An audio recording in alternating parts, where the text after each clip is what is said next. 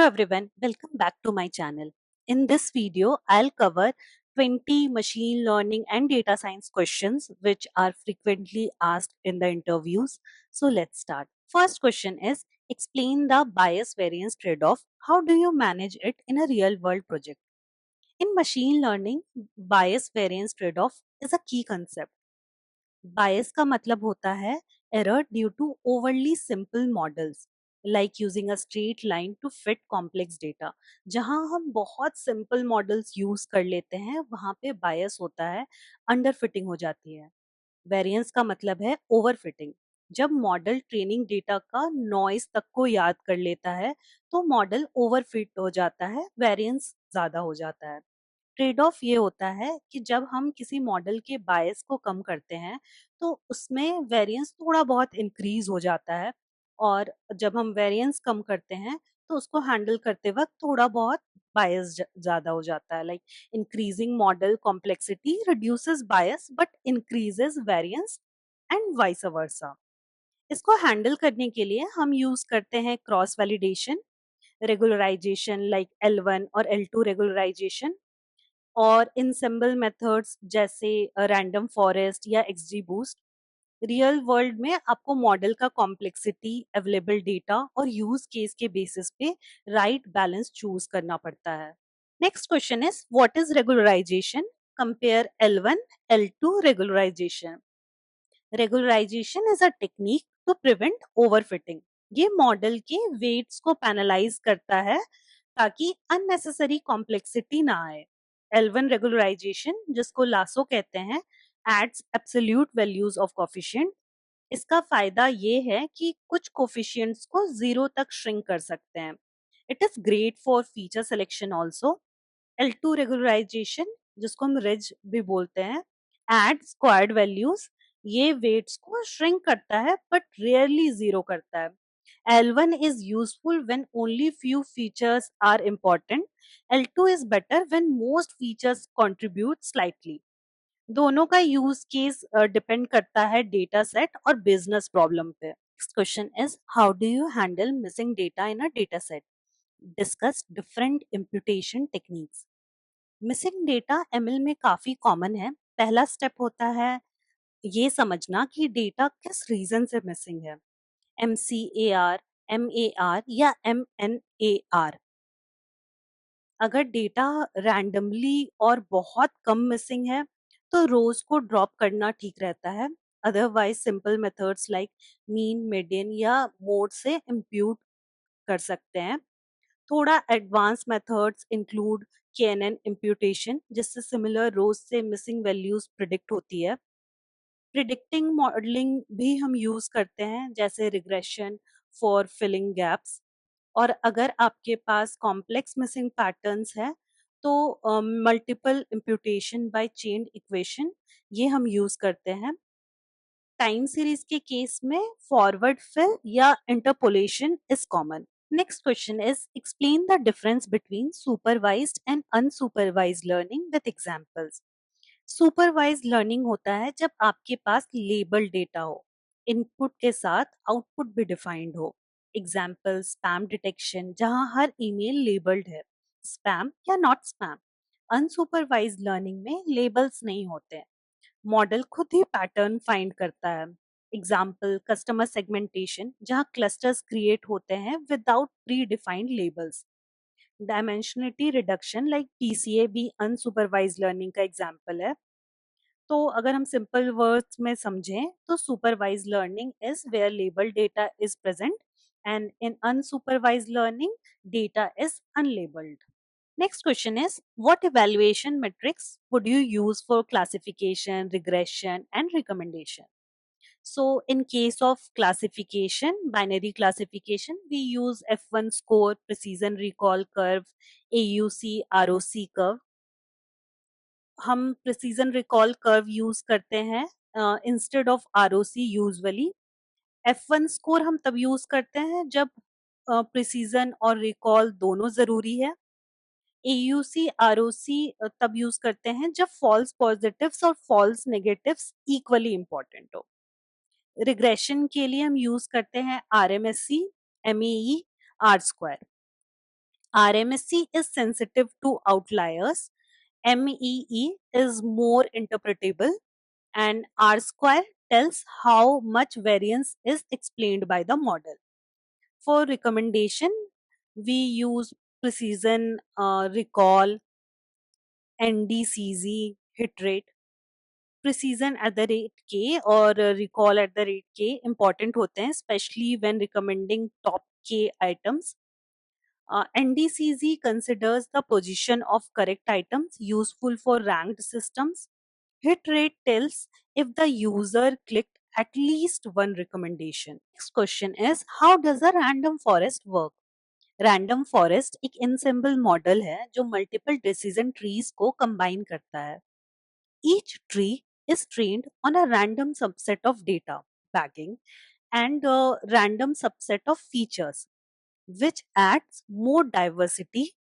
And the final prediction for classification is according to the majority vote, and for regression is average of the predictions.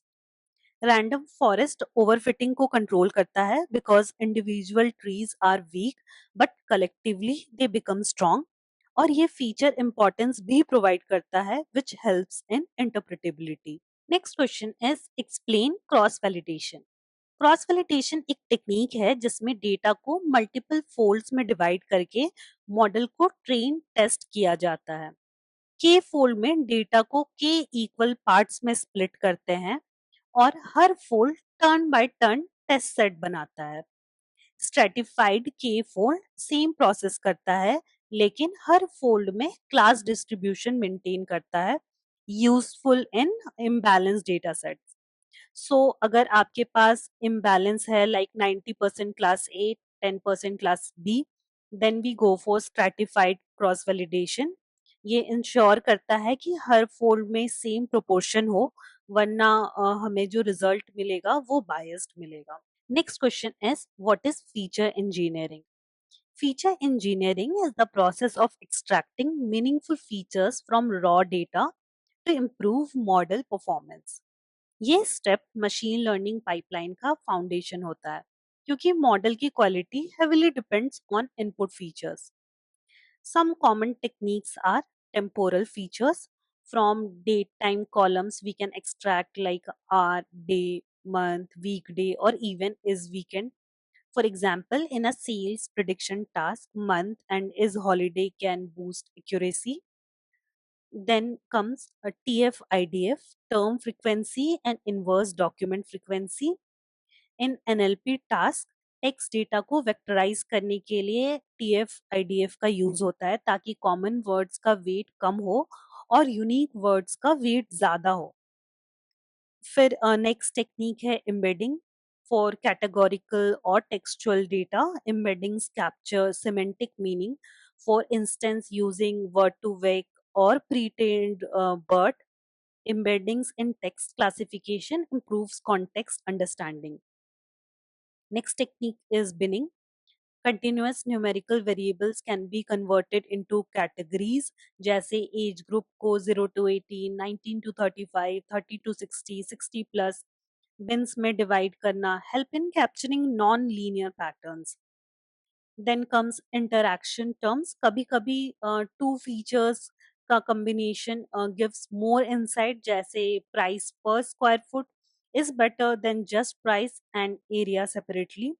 So overall, feature engineering bridges the gap between raw data and model intelligence, and a well-engineered feature can do more than complex algorithm. Next question is, how do you deal with overfitting in a deep learning model?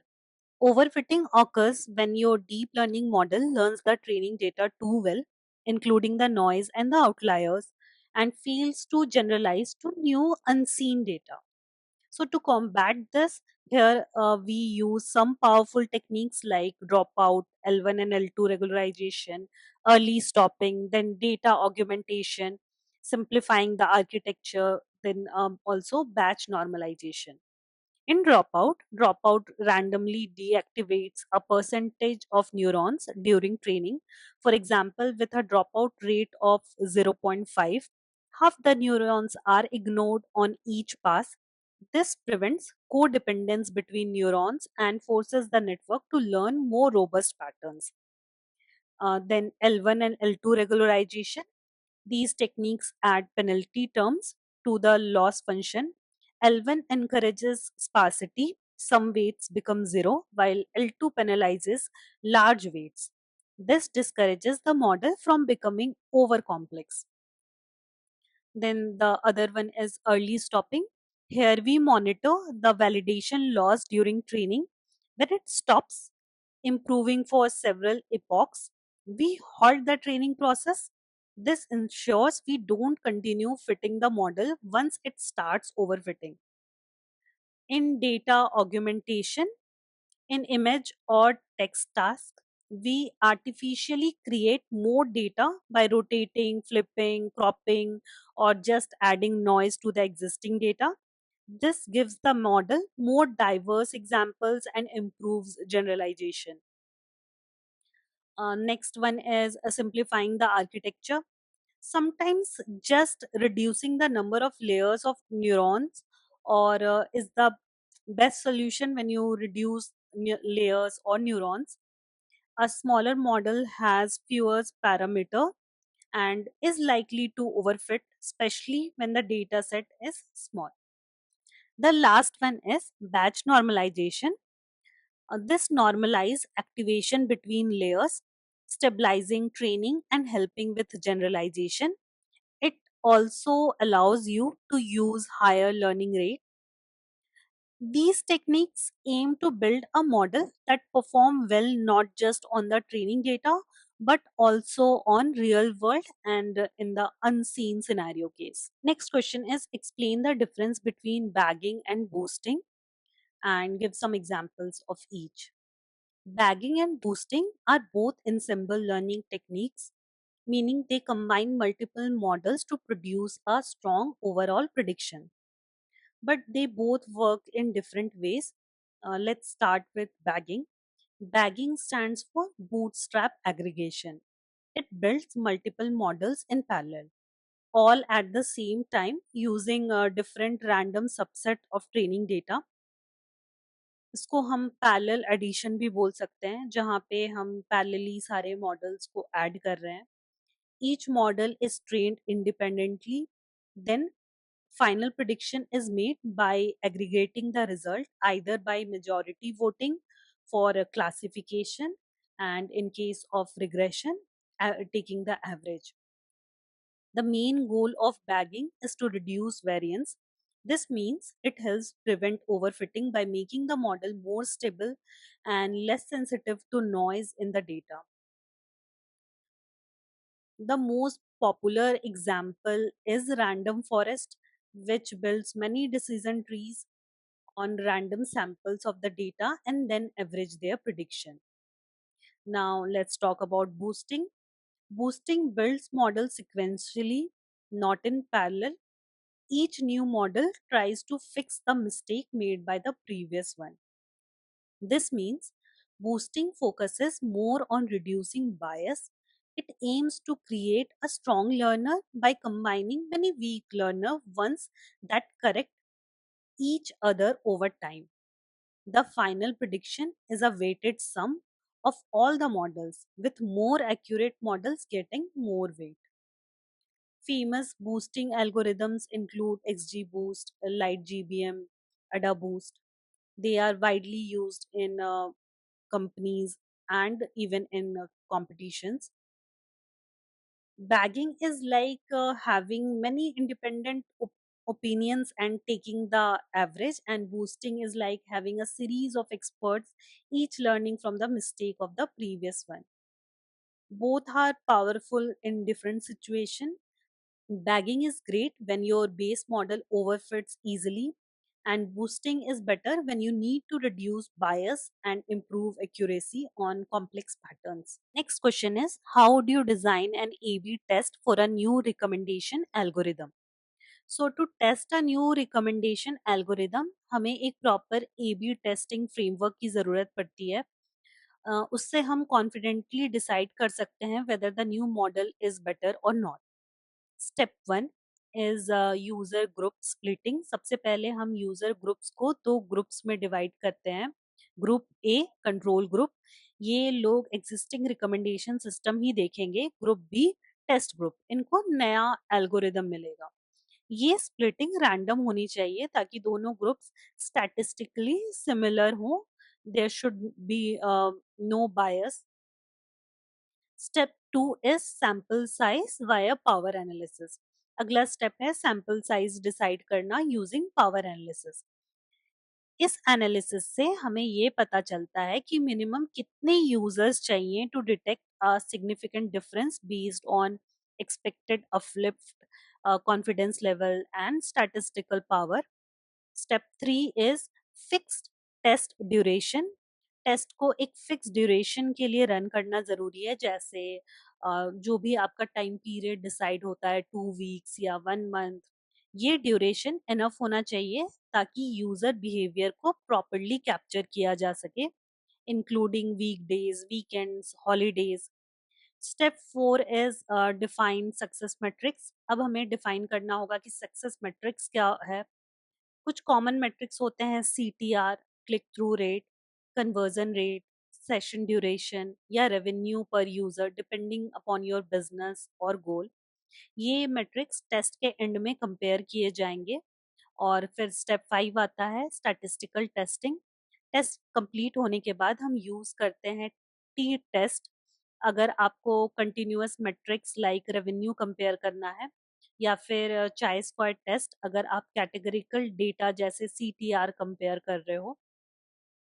ये test बताएंगे कि difference real है या सिर्फ chances की वजह से हुआ है। फिर आता है step 6, avoid peeking and control for seasonality. Testing के बीच में रिजल्ट्स देखना यानी पीकिंग अवॉइड करना पड़ेगा। ये फॉल्स पॉजिटिव्स को इंक्रीज करता है। एंड ऑल्सो इंश्योर कि सीजनैलिटी का इफेक्ट दोनों ग्रुप्स पे इक्वल हो। For example, if test is running during a festival और सेल पीरियड, तो दोनों पे सिमिलर इम्पैक्ट होना चाहिए।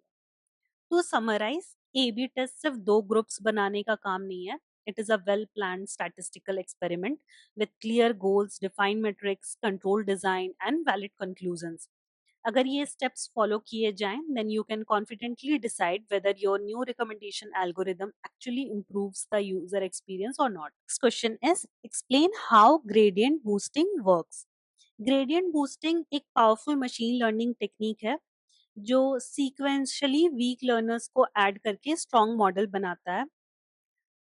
स्टेप 1 में हम वीक लर्नर्स ऐड करते हैं सीक्वेंशियली। इस मेथड में हम एक एक करके वीक लर्नर्स को ऐड करते हैं, मोस्टली डिसीजन ट्रीज। हर नए ट्री का गोल होता है कि वो पहले वाले मॉडल्स के एरर को करेक्ट करे।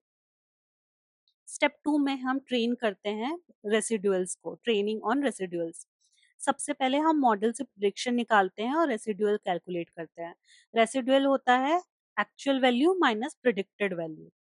फिर नेक्स्ट ट्री को ट्रेन करते वक्त हम इस रेसिडुअल का यूज करते हैं और वो प्रिडिक्ट करता है, यानी जो गलतियां पहले मॉडल ने की वो उसे सुधारे। थर्ड स्टेप में हम कंबाइन करते हैं प्रिडिक्शंस को लर्निंग रेट के साथ। हर नए ट्री के प्रिडिक्शन को हम एक लर्निंग रेट के साथ स्केल करते हैं। लर्निंग रेट एक बहुत ही छोटा नंबर होता है, जैसे 0.1 या 0.01, जो मॉडल को ओवरफिटिंग से बचाता है। फिर सारे ट्रीज के प्रिडिक्शन को ऐड करके हम फाइनल प्रिडिक्शन बनाते हैं। एक्सजी बूस्ट ऑप्टिमाइजेशन करते हैं। इसमें कुछ इंपॉर्टेंट ऑप्टिमाइजेशंस होते हैं: regularization, parallel processing, weight quantile sketching.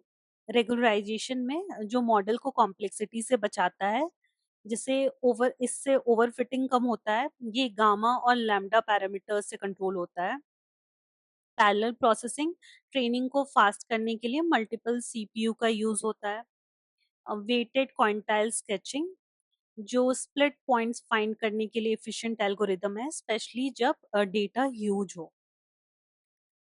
Y gradient boosting is powerful. Gradient boosting की कुछ इंपॉर्टेंट चीजें हैं, जैसे नॉन लीनियरिटी को इजीली हैंडल करता है, मिसिंग डेटा के साथ अच्छा काम करता है, और फीचर इंपॉर्टेंस भी प्रोवाइड करता है जो इंटरप्रेटेबिलिटी के लिए यूजफुल है।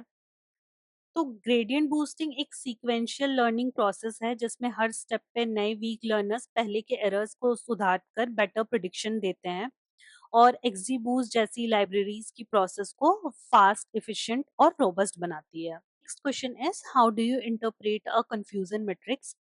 कंफ्यूजन मैट्रिक्स एक सिंपल टेबल होता है जो मॉडल के परफॉर्मेंस को समराइज करता है, स्पेशली बाइनरी क्लासिफिकेशन प्रॉब्लम में। इस मैट्रिक्स के चार कंपोनेंट्स होते हैं: true positive TP, false positive FP, true negative TN and false negative FN. True positive, जब मॉडल ने पॉजिटिव क्लास सही प्रिडिक्ट किया हो उसे ट्रू पॉजिटिव बोलते हैं। फॉल्स पॉजिटिव, जब मॉडल ने गलत पॉजिटिव प्रिडिक्ट किया हो यानी एक्चुअल नेगेटिव हो लेकिन मॉडल ने उसे पॉजिटिव बताया हो। ट्रू नेगेटिव, जब मॉडल ने नेगेटिव क्लास सही प्रिडिक्ट किया हो, वो एक्चुअली भी नेगेटिव था और मॉडल ने भी उसे नेगेटिव ही प्रिडिक्ट किया। फॉल्स नेगेटिव, जब मॉडल ने गलत नेगेटिव प्रिडिक्ट किया हो यानी वो एक्चुअली पॉजिटिव था लेकिन मॉडल ने उसे नेगेटिव प्रिडिक्ट कर दिया। इसके बाद इसमें आता है प्रिसीजन। हम प्रिसीजन कैलकुलेट करते हैं। प्रिसीजन बताता है कि मॉडल के पॉजिटिव प्रिडिक्शंस कितने एक्यूरेट हैं। इसका फॉर्मूला होता है TP by TP plus FP. TP is true positive by true positive plus false positive. ये इंपॉर्टेंट है जब फॉल्स पॉजिटिव्स को अवॉइड करना हो, जैसे स्पैम डिटेक्शन में। फिर हम रिकॉल भी कैलकुलेट कर सकते हैं। रिकॉल बताता है कि एक्चुअल पॉजिटिव्स में से कितने सही आइडेंटिफाई हुए। Recall is true positive by true positive plus false negative. ये इंपॉर्टेंट है जब फॉल्स नेगेटिव्स मैटर करते हैं, जैसे कैंसर स्क्रीनिंग में। हम F1 स्कोर भी यूज करते हैं। जब प्रिसीजन और रिकॉल दोनों इंपॉर्टेंट होता है उस केस में हम F1 स्कोर यूज करते हैं। F1 स्कोर हार्मोनिक मीन होता है प्रिसीजन और रिकॉल का। ये बैलेंस प्रोवाइड करता है दोनों मैट्रिक्स के बीच में। तो कंफ्यूजन मैट्रिक्स से हम मॉडल की स्ट्रेंथ और वीकनेस को समझ सकते हैं, और प्रिसीजन, रिकॉल और F1 स्कोर के थ्रू मॉडल की परफॉर्मेंस को मेजर कर सकते हैं। Next question is what is dimensionality reduction? Dimensionality reduction का मतलब होता है कि हम अपने डेटा के फीचर्स को कम करें बिना ज्यादा इंफॉर्मेशन लूज किए। ये स्टेप बहुत इंपॉर्टेंट है जब हमारे पास बहुत सारे फीचर्स हों, जिसे हम हाई डायमेंशनल डेटा बोलते हैं। पीसीए होता है प्रिंसिपल कंपोनेंट एनालिसिस। ये एक लीनियर टेक्निक है। इसका हम यूज करते हैं डायमेंशनलिटी रिडक्शन में। ये डेटा में सबसे ज्यादा वेरिएंस कैप्चर करने की कोशिश करता है, मतलब ये उन डायरेक्शंस को ढूंढता है जहां डेटा सबसे ज्यादा स्प्रेड है और उन डायरेक्शंस पर प्रोजेक्शन करता है। पीसीए को हम यूज करते हैं नॉइज रिड्यूस करने के लिए, फीचर सिलेक्शन के लिए और मशीन लर्निंग मॉडल्स की स्पीड बढ़ाने के लिए। फिर tSNE is T distributed stochastic neighbour embedding. थोड़ा डिफरेंट है। ये एक नॉन लीनियर टेक्निक है जो लोकल स्ट्रक्चर प्रिजर्व करता है, मतलब कि सिमिलर पॉइंट्स को क्लोज रखता है जब हम डेटा को 2D या 3D में विजुअलाइज करते हैं। टीसनी को यूज करना बेस्ट होता है जब आपको अपने हाई डायमेंशनल डेटा को विजुअलाइज करना हो, जैसे क्लस्टर्स देखना एनएलपी एम्बेडिंग्स में या इमेज फीचर्स में। रूल ऑफ थंब है, अगर मतलब हमें कब पीसीए और टीसनी यूज करना है। पीसीए जनरली यूज होता है मॉडलिंग के लिए, जहां आपको डेटा को कंप्रेस करना है, और टीसनी यूज होता है एक्सप्लोरेशन और विजुअलाइजेशन के लिए, जहां आप डेटा के क्लस्टर्स के पैटर्न को समझना चाहते हो। Next question is how do you handle categorical variables in ML models? तो कैटेगोरिकल वेरिएबल्स को हैंडल करने के लिए हमारे पास बहुत सारे मेथड होते हैं। Machine learning models generally numerical data को ही समझते हैं, तो जब हमारे पास कैटेगोरिकल वेरिएबल्स होते हैं तो उन्हें न्यूमेरिकल फॉर्म में कन्वर्ट करना ज़रूरी होता है। इसके लिए हम ऑर्डिनल इनकोडिंग यूज़ करते हैं, वन हॉट इनकोडिंग यूज़ करते हैं, टारगेट इनकोडिंग, एम्बेडिंग, ये सब कुछ यूज़ करते हैं। इसको एक-एक करके समझते हैं। ऑर्डिनल इनकोडिंग होता है अगर कैटेगरीज़ कोई ऑर्डर में हो, जैसे लो, मीडियम, हाई, तो हम ऑर्डिनल इनकोडिंग यूज़ करते हैं। इसमें कैटेगरीज़ को न्यूमेरिकल वैल्यूज़ असाइन करते हैं based on order. One hot encoding, जब कैटेगरीज़ नॉमिनल होती है, मतलब उनका कोई ऑर्डर नहीं होता और कैटेगरीज 10 से कम हो तो वन हॉट इनकोडिंग बेस्ट होता है। इससे हर कैटेगरी के लिए एक नया बाइनरी कॉलम बनता है। टारगेट इनकोडिंग, अगर कैटेगरीज बहुत ज़्यादा हैं यानी हाई कार्डिनलिटी है तो टारगेट इनकोडिंग यूज़ करते हैं। इससे हम हर कैटेगरी को टारगेट वेरिएबल का एवरेज वैल्यू से रिप्लेस कर देते हैं। एम्बेडिंग्स जनरली डीप लर्निंग में यूज़ होता है। डीप लर्निंग मॉडल्स में हम एम्बेडिंग का यूज़ करते हैं जिसमें कैटेगरीज को डेंस वेक्टर्स में कन्वर्ट किया जाता है। ये स्पेशली एनएलपी और रिकमेंडेशन सिस्टम्स में काफ़ी यूज़ होता है। लेबल इनकोडिंग जनरली हम अवॉइड करते हैं जब कैटेगरीज नॉमिनल हो, क्योंकि इसमें कैटेगरीज को न्यूमेरिकल लेबल्स दिए जाते हैं जिससे मॉडल गलत ऑर्डिनल रिलेशनशिप समझ सकता है। Next question is explain the difference between batch gradient descent SGD and mini batch GD. Gradient descent एक ऑप्टिमाइजेशन टेक्निक है जो हमारे मशीन लर्निंग मॉडल्स को ट्रेन करने के लिए यूज होता है। इसके तीन मेन टाइप्स होते हैं: batch gradient descent, stochastic gradient descent SGD, और mini batch gradient descent. Batch gradient descent, इसमें हम पूरा डेटा सेट यूज करते हैं एक बार में ग्रेडियंट कैलकुलेट करने के लिए। ये मेथड काफी स्टेबल होता है, मतलब अपडेट स्मूथ होते हैं, लेकिन ये स्लो भी होता है स्पेशली जब डेटा सेट बहुत बड़ा हो। फिर है एसजीडी, स्टोकेस्टिक ग्रेडियंट डिसेंट। ये थोड़ा डिफरेंट है, इसमें हर अपडेट के लिए सिर्फ एक ही डेटा पॉइंट यूज होता है, इसलिए ये बहुत फास्ट होता है पर इटरेशन। लेकिन अपडेट्स नॉइजी होते हैं, मतलब लॉस फंक्शन थोड़ा ऊपर नीचे हो सकता है और कभी-कभी कन्वर्ज करना मुश्किल होता है इसको।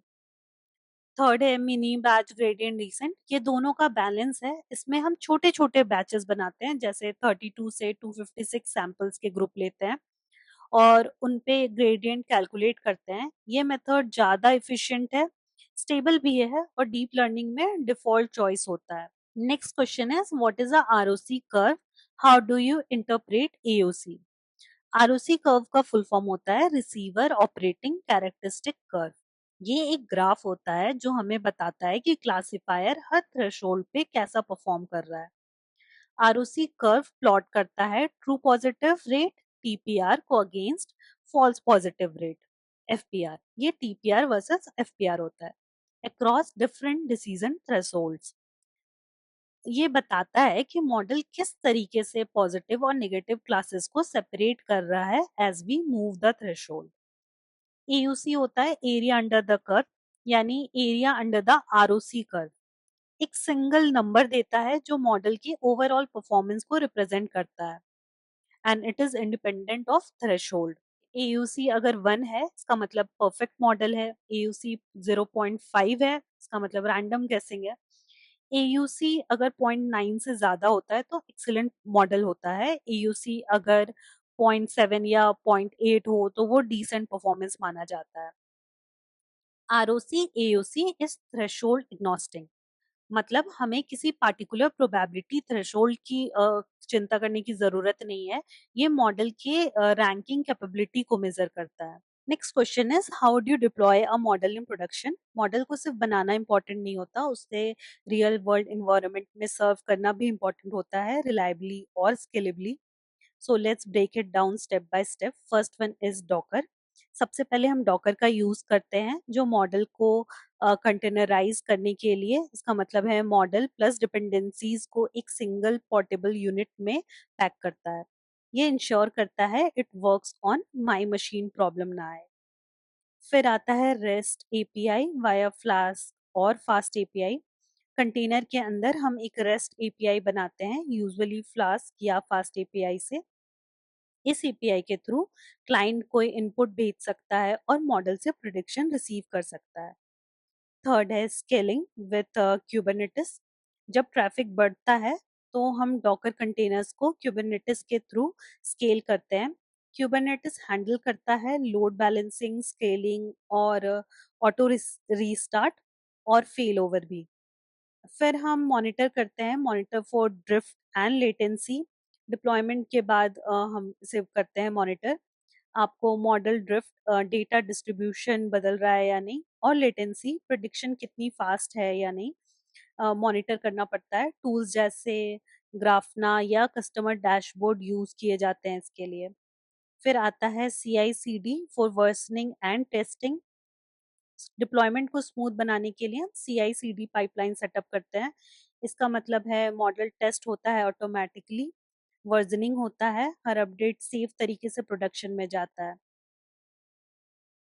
तो प्रोडक्शन डिप्लॉयमेंट में फोकस होता है रिलायबिलिटी, स्केलेबिलिटी, मॉनिटरिंग और ऑटोमेशन पे, ताकि आपका मॉडल रियल यूजर्स के लिए कंसिस्टेंटली काम करे। Next question is what is the curse of dimensionality, how does it impact ML models. आपने शायद सुना होगा कर्स ऑफ डायमेंशनलिटी। ये एक सीरियस प्रॉब्लम है जो आपके डेटा सेट में बहुत ज्यादा फीचर्स होने की वजह से होते हैं। इसमें क्या होता है, डेटा बिकम्स स्पार्स। जब डेटा डायमेंशंस बढ़ जाते हैं यानी फीचर्स बहुत ज्यादा हो जाता है तो डेटा स्पार्स हो जाता है। डेटा स्पेस स्पार्स हो जाता है, मतलब डेटा पॉइंट्स एक दूसरे से बहुत दूर हो जाते हैं। इवन इफ आपके पास थाउजेंड ऑफ रोज हो, डिस्टेंस मेट्रिक्स फेल हो जाते हैं। ML एल्गोरिदम जैसे KNN, SVM या क्लस्टरिंग में डिस्टेंस मेट्रिक्स का यूज होता है। हाई डायमेंशनल स्पेस में डिस्टेंसेस अनरिलायबल हो जाते हैं, सब कुछ इक्वली फार लगता है और एल्गोरिदम्स कंफ्यूज हो जाता है। Overfitting risk increases. ज्यादा डायमेंशन का मतलब ज्यादा कॉम्प्लेक्सिटी। मॉडल ट्रेनिंग डेटा के नॉइज को भी लर्न कर लेता है, leading to overfitting. Model training पे तो परफेक्ट होता है बट टेस्ट डेटा पे फेल हो जाता है। इसका सोल्यूशन है आइदर PCA और फीचर सिलेक्शन। PCA या फीचर सिलेक्शन से डायमेंशनलिटी रिड्यूस कर सकते हैं। PCA होता है प्रिंसिपल कंपोनेंट एनालिसिस, इसको यूज करते हैं डायमेंशंस रिड्यूस करने के लिए वाइल प्रिजर्विंग वेरिएंस। या फिर फीचर सिलेक्शन यूज करते हैं जैसे म्यूचुअल इंफॉर्मेशन, चाय स्क्वायर टेस्ट यूज करके सिर्फ रेलिवेंट फीचर्स रखते हैं। Next question is describe a time you solved a business problem using data science. जब आप डेटा साइंस यूज करके किसी बिजनेस प्रॉब्लम को सॉल्व करते हो तो आप स्टार मेथड यूज करते हो, सिचुएशन, टास्क, एक्शन, रिजल्ट। हम एक एग्जाम्पल लेके समझते हैं, हम एक मार्केटिंग टीम का एग्जाम्पल लेकर समझते हैं। कंपनी के मार्केटिंग टीम को ये समझना है कि कौन सा कस्टमर एक्चुअली हाई वैल्यू है। तो ये इनका सिचुएशन हो गया एस, कि प्रॉब्लम क्या है। उनका गोल है बेटर टारगेटिंग करें, मार्केटिंग टीम का पैसा वेस्ट ना हो, उसकी स्पेंडिंग वेस्ट ना हो, मार्केटिंग पे जो स्पेंडिंग हो रही है वो वेस्ट ना हो। देन टास्क, टास्क में ऑब्जेक्टिव क्या है आपका, predict to predict customer lifetime value, मतलब ऐसे कस्टमर आइडेंटिफाई करो जो लॉन्ग टर्म रेवेन्यू जनरेट करें। थर्ड आता है एक्शन, आप डेटा कलेक्ट करोगे like transaction data, demographic data, जिसमें कस्टमर का परचेज हिस्ट्री और प्रोफाइल इन्फो हो। फिर मॉडल ट्रेन करोगे using past spending behaviour, frequency, tenure, product type etcetera. Then data cleaning, feature engineering, hyper parameter tuning भी किया for maximum accuracy. जब actions complete हो जाएंगे फिर आता है रिजल्ट, आउटकम क्या मिला। प्रिडिक्शंस के बेसिस पे अ, आपने कस्टमर्स टारगेट किए हैं via personalised offer and campaigns, तो आपको क्या रिजल्ट मिला, कितना ROI इंक्रीज हुआ। इस केस में डेटा साइंस ने नॉट जस्ट इनसाइट दिया but direct business impact create किया, helping the marketing team make more smarter and profitable decision. So we have covered all the questions for this video. I hope you found this video helpful and insightful. If you did so, please don't forget to like, share, and subscribe to my channel. Thank you so much for watching. I'll see you again in another video.